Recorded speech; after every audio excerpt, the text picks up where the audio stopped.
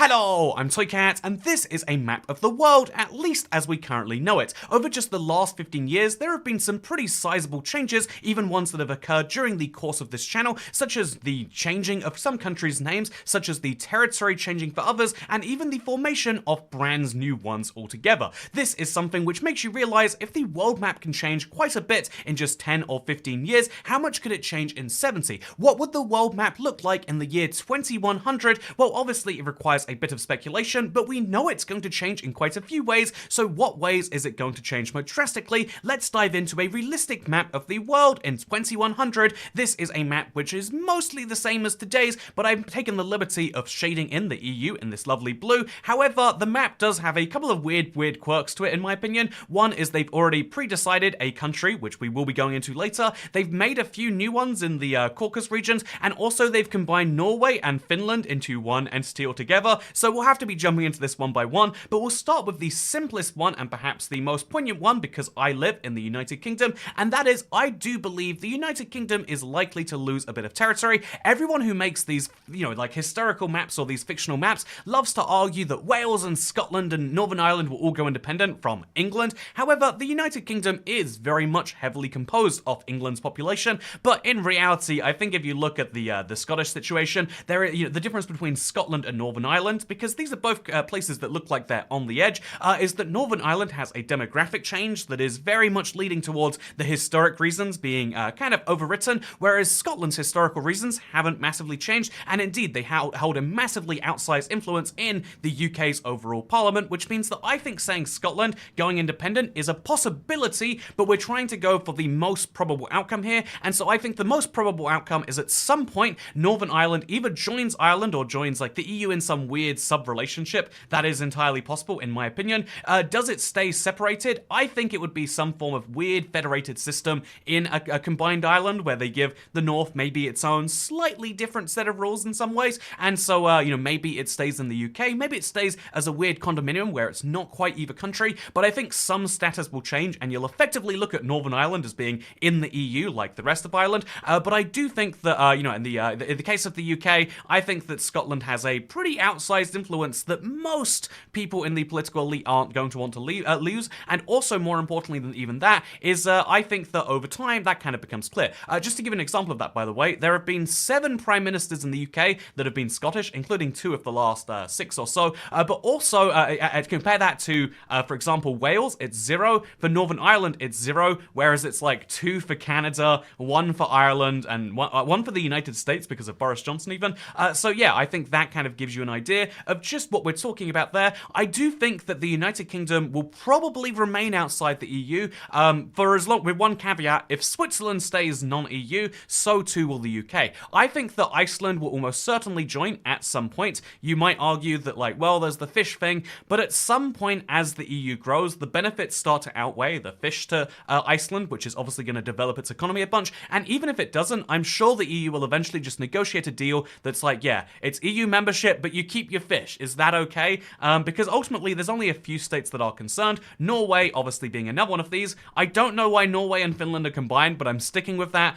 This is not a real thing that will happen, but maybe the Scandinavian countries move forward their union so that actually it's not just Norway and Finland combining, maybe Norway, Finland, Denmark, and Sweden all get their slightly more federated union within the EU. There is this kind of messy thing where it actually is kind of in countries' favor to go independent once you're in the EU, because then you get to have your own seat on the Council of Europe, you get your own set of MEPs, etc. There is a massive boost to, say, Catalonia looking at the relationship and saying, yeah, if we were our own country just within the EU, we get basically the same benefits with Spain we do right now, but also we get new ones with the EU. That is a thing they're going to have to decide upon. If the EU does decide basically very favorably upon independent countries, you might see a little bit of Spain carve itself up over here, you might see a bit over here, you might start to see some of Italy going wild, for some reason, because I didn't color in this, it looks like I'm deciding that Catania is going to go, or Sicily is going to go independent. But yeah, this is basically how I believe it will go for the most part. You'll see none of that happening, and instead, the EU will probably have to say, look, once you join the Union, you can't go independent without leaving the Union, meaning that very few places will choose to do so, and yeah, I do believe Greenland will be an independent country at some point. To mark a new country, I guess we'll just have the big red thing here. We could also choose to mark Northern Ireland this way, way, but I do think in this case, I don't think Northern Ireland will become independent or anything. I just do believe it's going to have some closer relationship with Ireland and probably with the European Union, which it already does have. It's just that's going to become more enshrined as time goes on. I do think also looking around the world, for example, you can see that there is, the Ukraine situation going on. Right now, they believe they are on the path to European Union membership. This is all but guaranteed, in my opinion. Serbia and, or indeed Kosovo is a weird thing, but Serbia and Montenegro are definitely going to be joining the EU. It's just a matter of time. I think that at the same time, we could say that North Macedonia is pretty on the way to their membership. I think that once you get to this point, Bosnia, of course, going to join. The issue with Albania and Kosovo is one that's harder to lock down for sure, but yeah, if Serbia is in there, I'm going to say that they're in there. But Albania is one of those countries that has friendly relations, but not necessarily on the same level. Maybe once every one of their neighbors is in, they join too, but I also think it's a little bit of a messier one to say than just that. And so, yeah, I'm going to leave Albania independent for now, as not a part of a super European federation, which means, by the way, we have to now remark the borders for this to mention that, like, obviously, this means the EU kind of ends up looking like this, because I think the EU is moving closer and closer towards a super state. Some people think that is a bad thing, and some people would say that is a better way to run a big continent that shares a currency and has a parliament already. That parliament will probably become more powerful. Hopefully the parliament becomes more powerful and not just the unelected leaders. But that is my plan. That is what I believe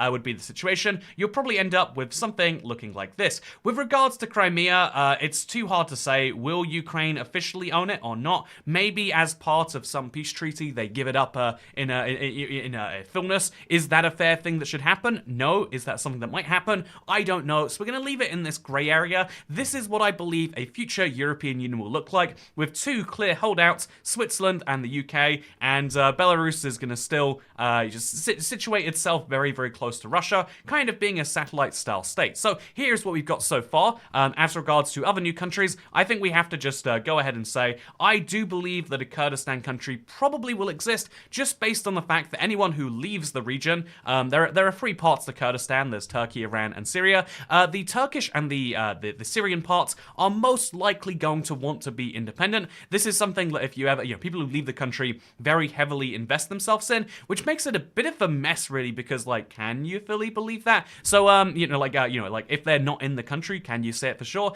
Either they get much better rights in their respective places, Iraq too, by the way, I should have said.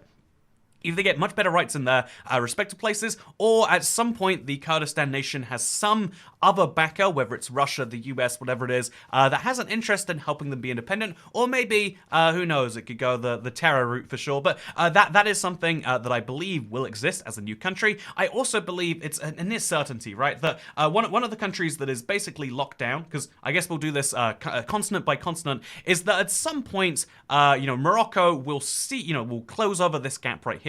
We'll make people sure that, yeah, this is Morocco right here, right now, officially. But I think the Western Sahara issue will probably be resolved. Either that means that they have to admit that there are some people who are living there, the Saharis, the Arab Republic that's right here. Either they have to admit that that's happening and, they just kind of... so, again, there's two options, I think, as far as I see. We have to make this white right here. So there's two options that I see you could do here. Because, obviously, Western Sahara is probably not going to exist as a concept. It's kind of just a way of saying we're not going to take sides on this.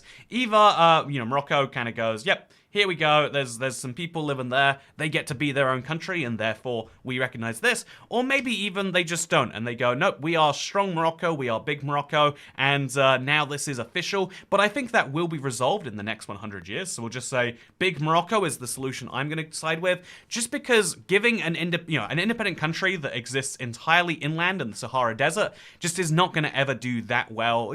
Lack of access to ports is a big struggle before you talk about barely having access to other things. So big Morocco is the new country we're picking right here. And I think looking around the rest of Africa, there's one very, very, very clear option, which is just every 5 years they say that they're 5 years away, and I do believe at some point there'll be some motivating factor for the East African Federation to finally exist. What is the East African Federation? Kenya, as well as Tanzania, are going to join together, which is lovely. We're going to see that border go away, with Rwanda, as well as Burundi, as well as Uganda. When these 5 countries join, they become the East African Federation. Weirdly enough, despite having just joined despite having just gotten its independence. Okay, we gotta rub these borders out in such a way that we don't make it not one country. Weirdly enough, despite having just joined left its own country, South Sudan is looking to join this federation too. I could see them fitting in logically, and so this is what the East African Federation would actually look like. They would share a currency, they would share border controls and laws, and it would probably be a looser federation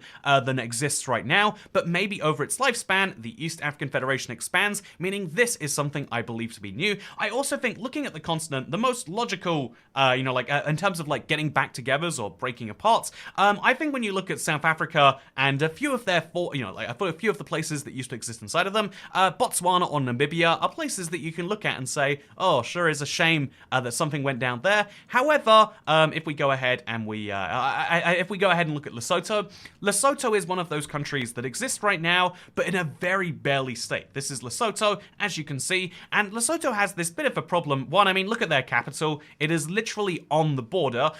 Two, a lot of Lesotho kind of requires South Africa to go in here and direct investment at them, which means Lesotho requires their South Africa relationship, but Lesotho has one of the worst AIDS crises in the world. The average life expectancy is disastrous, and indeed, being a landlocked state that entirely relies on your neighbor means that as soon as South Africa has their stuff together, they could lead some very heavy pressure to say, wouldn't it be nice if instead of something like this, wouldn't it just be a little bit nicer if we went ahead and just got rid of you altogether? We could make you a nice part of the union. There's always these, fun things, but I think a fully landlocked state inside South Africa is probably going to go. Some people make this same comparison for Eswatini. Eswatini is a bit more of a harder decision, but I think it's easy to say that, we're probably not going to, oh god.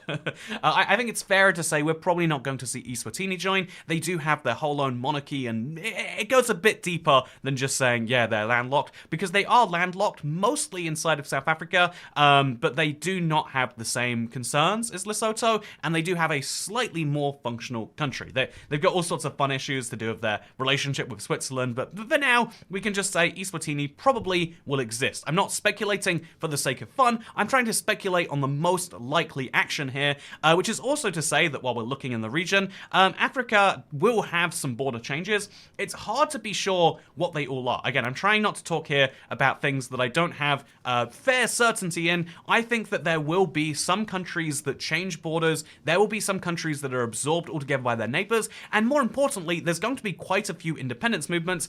Somaliland is a classic example that probably will happen, but just across Africa, there are so many ethnic groups. All it takes is one of those ethnic groups to have some radical belief that they need to be independent and some economic backing for it, and yeah, we will see the borders of Africa change. We could even see the borders of Africa be removed altogether, and they move towards a European Union style arrangement. That is something I think is happening, but in the next 100 years, I wouldn't say it's likely. So what we'll also say, right as we're talking about the next 100 years, is that looking at the Middle Eastern peninsula, this map has already decided that Palestine will be independent. I think that Palestine will be, right now, Israel and Palestine is a really messy situation, and obviously talking about it in a future map video is just gonna kind of exacerbate that. But I think there is one clear thing we need to say while talking about Palestine and the West Bank sort of thing, and that is that Israel has an interest right now in letting the negotiations stall and go onwards for as long as they can, because it seems as though they get a better deal upon doing so. At some point, the idea of Palestine being independent might actually be silly even, and they might just be pushing for a unit within a federation of Israel,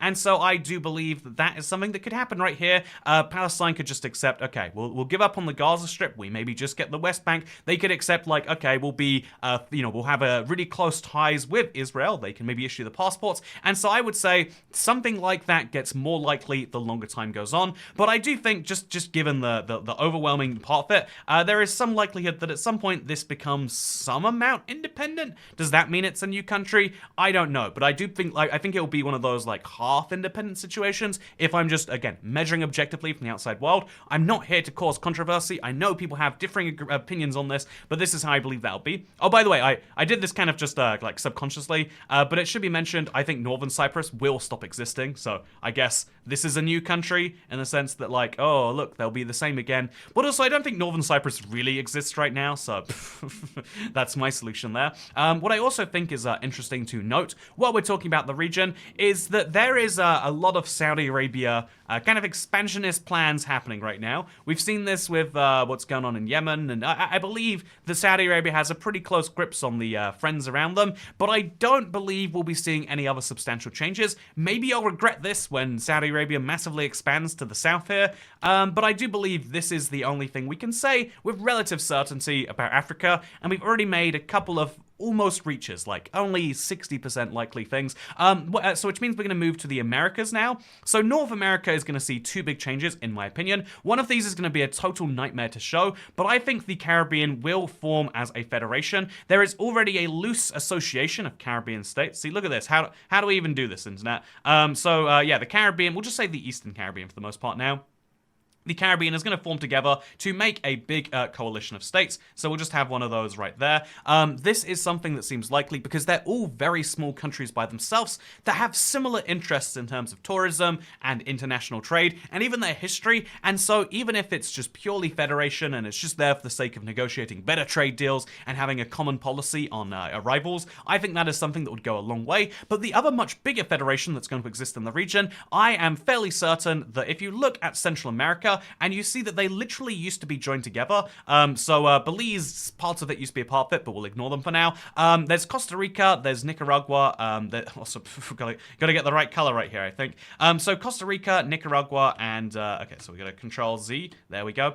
Costa Rica, Nicaragua, Honduras, and a few other countries basically at one point existed as a federation. This is what their flag used to look like, which I think is just Nicaragua and El Salvador, kind of their flags mixed together. I don't. They all the flags of Central American countries look kind of similar. All of their passports kind of represent that they used to be friends. And interestingly enough, even more than that, I think, is the fact that they have this like shared history of obviously the Spanish situation, but also having done this before, that just makes it seem very likely that all 5 of these countries will merge together. Costa Rica, your flag looks too much like Thailand. That's the big reason I want this to happen. But we will be seeing a Central American Federation. There's a few words they might go for with this. I think, maybe, just maybe, we could take it a little bit old school and we could say the Federal Republic of Central America, the FRCA, if you will. But I would take Federation Republic America Central, so we could be the FRAC country. Whatever you need to do, it is something I would love to see. And yeah, I think this is something that could eventually expand to include other countries in the region. Belize is an example. Some states of Mexico, if they feel antsy about leaving. Maybe even one day Panama, but I do believe the likely outcome is they join together. Who knows who joins in the future? Otherwise, looking at North America, I think the only thing you can say for certain is that parts of the US, so when you look at the US and Canada, some parts of Canada feel much more natural as parts of the US, and some parts of the US feel much more natural as parts of Canada. If you were going to have a cultural, again, if this was a culture map and we don't care about economics and politics, then I would just say, yeah, Maine is obviously going to join Canada. It fits so much better. It has such a closer connection to the Maritimes than California, for example, over here. However, I think looking at the economic situation, no one is going to leave the United States to join Canada. It just doesn't make sense to do so. And also looking at the economic situation, there's a slight interest in certain Canadian states leaving to join the US. However, the US is basically, the US might court someone if it came to it, but the US is not very down on accepting any part of Canada. Quebec would be the easy example, but the same is true for Alberta and maybe the western provinces. Canada and the US need to have friendly relations, so they can't really court each other. And so the only thing you can say is likely is like, what if Quebec goes independent and they get to be a French republic in North America? I think that would lead to the breakup of literally Canada as a concept. And so, again, this is the same concept that Scotland gets. They are so important to the Union, just on too many levels, that they get a lot of political concessions, and you don't get political concessions. Basically, every other state, every other province in the Union is paying tribute to you so that they can have their stuff. Given that that is happening in Quebec, you would be insane to go against it. There has to be just enough people people to make it seem like it could happen at any time, but also they need to make sure that it doesn't, I think, in my opinion. It is possible. I'd say it's one of those like 30% chance things that they go independent anyway, but I think there's just way too much political capital, which they can gain from being a part of Canada, and so Canada and the US are not going to see any changes, is my crazy hot take. By the way, speaking of crazy hot takes, I do think that a lot of people will look at South America and go, yeah, I don't really know these countries that well. I think that Brazil is just going to go ahead and it's going to do some crazy stuff right here. However, looking at South America, it is perhaps the most stable continent on the entire planet Earth. Unlike Europe, where there's literally wars going on right now, South America has had its fair share of kind of colonial oversight and genuinely seems to be in a very friendly union. They have disagreements with each other, like Brazil and Argentina go down very different tracks all of the time. The north of South America is literally in a socialist, a whole socialist bout right now, whereas the south of South America is in a very different situation. But overall, when you look at South America, you can see very clearly that I don't think any change is massively likely. Maybe you could say in 100 years, because of massive climate change, the native peoples of the Amazon, who currently get a lot of benefit from Brazil, say Brazil is messing up our ecosystem and we're going to take this country back for ourselves. But even then, Brazil is quite a well-federated union that is kind of built to prevent stuff like that happening. And so I would say that South America has no changes whatsoever. This is my hot take. Maybe you agree, maybe you disagree. Speaking of hot takes, going over to the east here, this is where things are going to get a little bit spicier, I think. I'm sorry to say. I think that the situation with Taiwan is, for now and for the foreseeable future, they stay as an independent nation of some form. However, like the kind of Taiwanese end goal is you need to sit around for as long as is humanly possible and then, do your best to just kind of like, people go, yeah, I mean, it used to be part of China, but not anymore. I think that Taiwan will eventually sit under a Hong Kong style system, and this is something, the only way that this doesn't happen is if Hong Kong goes so disastrously bad. Right now, Hong Kong obviously is a part of China, but like also not really. They use the British plugs, they have their own currency, their own executive, and it is the richest part of China per capita by quite a huge milestone. However, if Hong Kong continues to go downhill, not just politically, but economically and in terms of their actual culture, if Hong Kong basically gets subsumed fully into China, I think that Taiwan, I think the rest of the world, and especially Taiwan, looks at that and will be even more hostile, meaning the only way to take Taiwan will be via invasion. Will Taiwan ever be invaded? Not under the world that I see happening right now. And so, yeah, the only way they're joining is willingly, and the only way they're willingly joining is if Hong Kong goes so successfully under China, and again, right now they've lost their political freedom. The only thing that Hong Kong really has left to lose is their economic, situation. Is that happening? I don't know for sure, but I do think Taiwan is probably going to stay. I also think that against what this map, I didn't realize this till just now, I downloaded a map of the world with no borders, but they apparently already picked some border changes.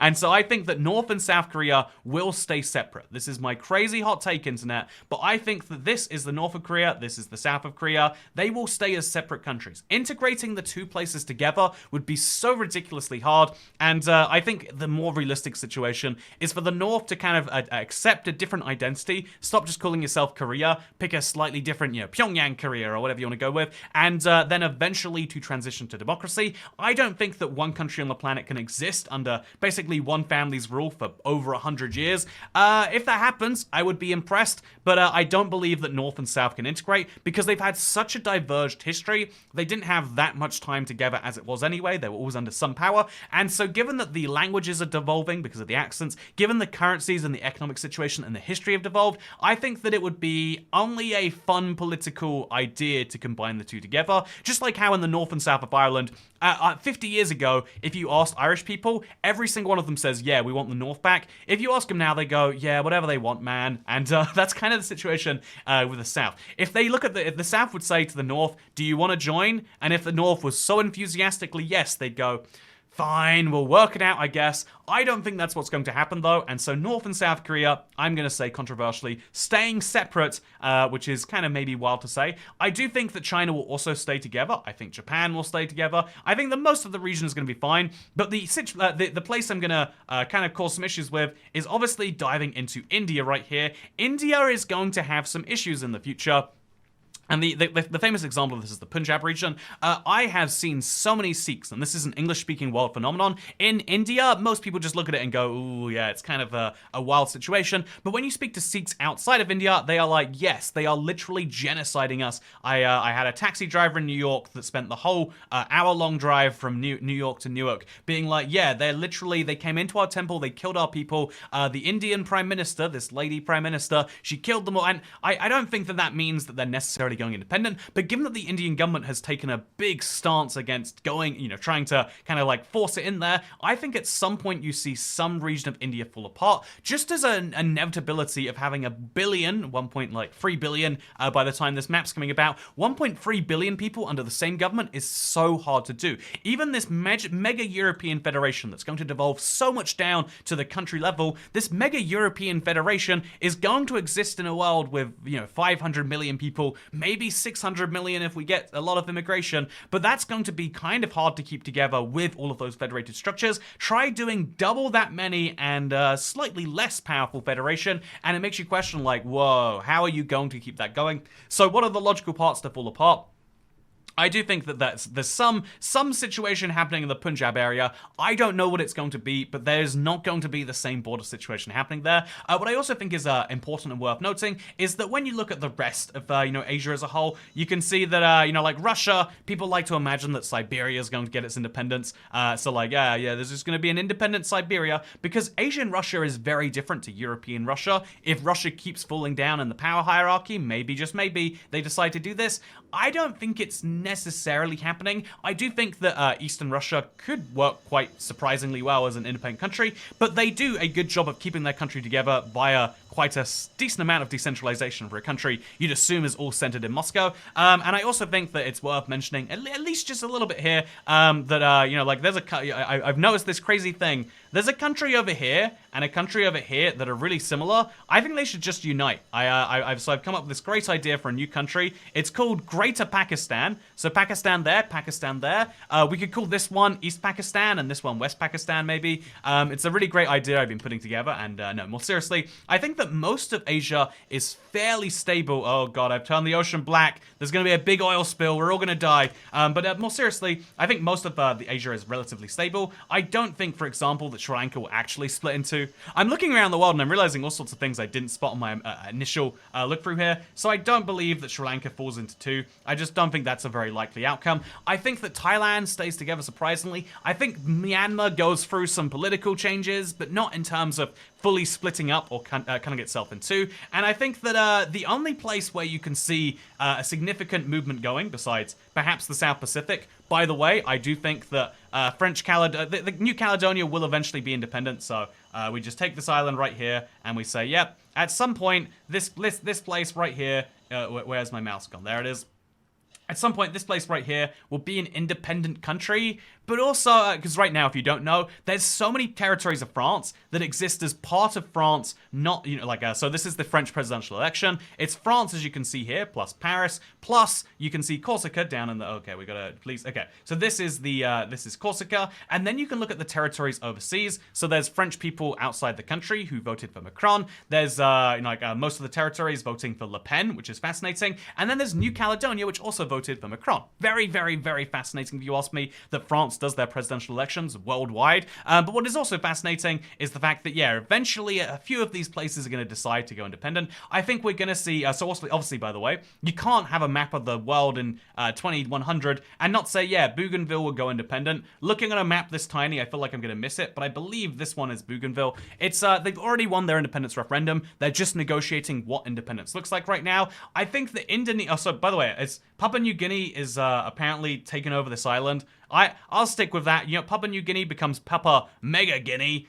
Just saying, really great idea. I'm sticking with that for no good reason besides it makes sense. Indonesia is a country made up of so many islands. How is that going to stick together in the long term? That is something they get to decide, but I wouldn't be able to say for sure who else is going, but after East Timor and, you know, Papua Mega Guinea, it does seem like at some point you're going to see some other stuff happen. Also, some stuff that is worth mentioning is Australia. There is a big movement for people in Weststralia. In fact, they would have almost gotten an independence referendum. During the time, though, they had a lot of British oversight, and the British went, oh, we really don't care about this. If Western Australia sees its needs diverge from the rest so bad, we could see 2 countries on the island of Australia. I don't think any of the other states, even Tasmania, would want to go independent. I do think Weststralia is probably going to need to get its, again, it's important to keep Western Australia on side, but I do think that Australia will be one country, New Zealand will be another country. As fun as it would be for these countries to kind of join together in an EU-style arrangement, I'm just saying, look how great it could be, look how wonderful we could have. I think in reality, we're going to see Australia keep its current borders, New Zealand keep its current borders, just except for the fact that a couple of New Zealand territories, way out here in the middle of that, we're going to see some territories become independent out here, so just keep that in mind, the Cook Islands and stuff like that. It's going to all become independent, and we're going to see a few more countries in the world here, maybe somewhere over here, we're going to see fewer countries here, fewer countries here, fewer countries here, fewer countries here, and fewer countries here, while seeing more countries here, and of course, over here.